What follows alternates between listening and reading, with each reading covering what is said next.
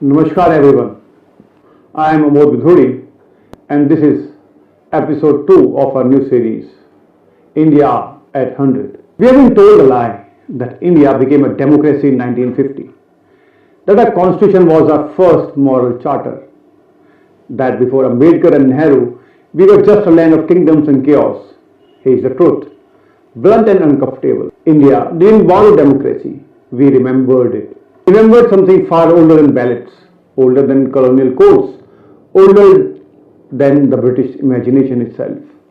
We remembered Dharma, not as a ritual, but as a system of political and legal order.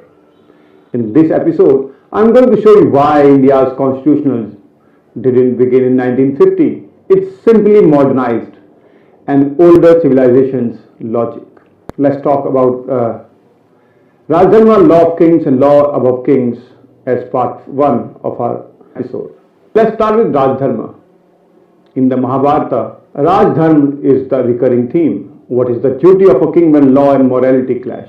Yudhishthira asks, what is just? What is right? What is lawful? The answer is never a statute. The answer is Dharma is that which upholds balance between ruler, ruled and realm. Now contrast this with Western jurisprudence, where law is command or contract or power disguised as procedure. In India, Dharma always stood above the king. That's why even Lord Ram accepts exile for a mistake his father made, not because of personal guilt, but because of Rajdharma. Arthashastra, centuries later, gives a sharper edge to this idea. Not just virtue, but statecraft. Kautilya isn't talking about idealism, he is creating a manual for real politics. Guided by strategic Dharma, he writes, in the happiness of the subjects lies the happiness of the king. Power must be checked by discipline and ambition by ethics. This wasn't divine right. This was civilizational accountability. Dharma as law beyond law. Part 2 of this episode we talk about Sabha-Samiti, India's forgotten proto-democracies. Now let's talk about institutions. In the Vedic age, Sabha and Samiti were not just gatherings, they were governance prototypes. Sabha was deliberative, Samiti was participative. People spoke, disagreements were aired, decisions were made by consensus, not command. This was not Greek democracy, this was Indic participatory, ground up order, not top down imposition.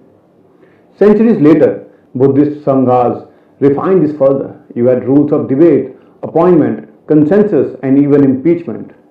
Ashoka's councils took this Dharmic democratic impulse to the state. His rock edicts spoke of compassion, pluralism, restraint, but they were legal declarations, not summons. Ashoka didn't rule as a theocrat, he ruled as a constitutionalist long before the word existed. Part 3 of this episode will talk about Dharma versus Lex. Two civilizations, two foundations. Here's where it gets sharper. Let's draw a civilization contrast. Dharma versus Lex. Lex, the Latin word for law, is command. Law comes from above. The king, the state or the modern legislature. It's abstract, cold, mechanistic. It tells you what not to do. Punishment is its core logic. Dharma is different. It grows from within. It's not a threat. It's a vow. It didn't just ask what's legal. It asks what the appropriate, timely, righteous. This is why Indian legal culture evolved as so differently.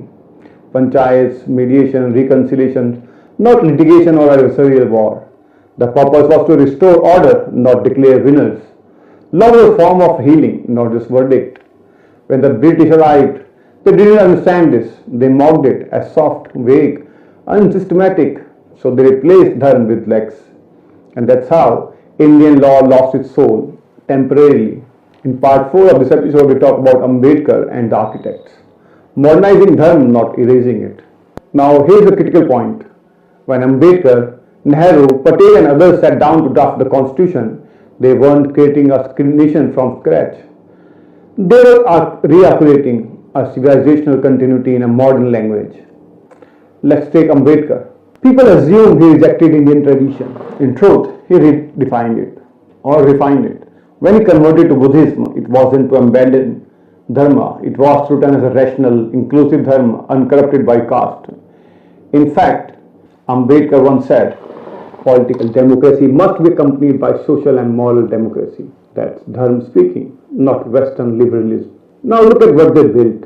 Fundamental rights, dignity of individual, Purusha or Purush as moral agent. Directive principles, Raja's duty to his people, Rajdharma modernized.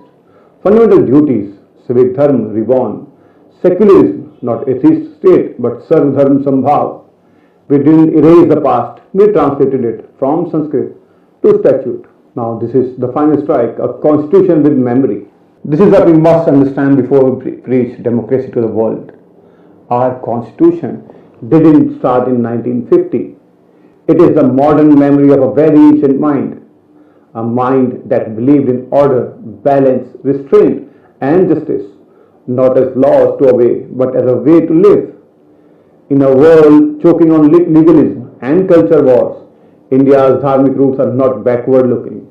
They are forward guiding. We are not just a legal republic, we are a civilizational republic, with a constitution that breathes dharma in every line, even if it never uses the word.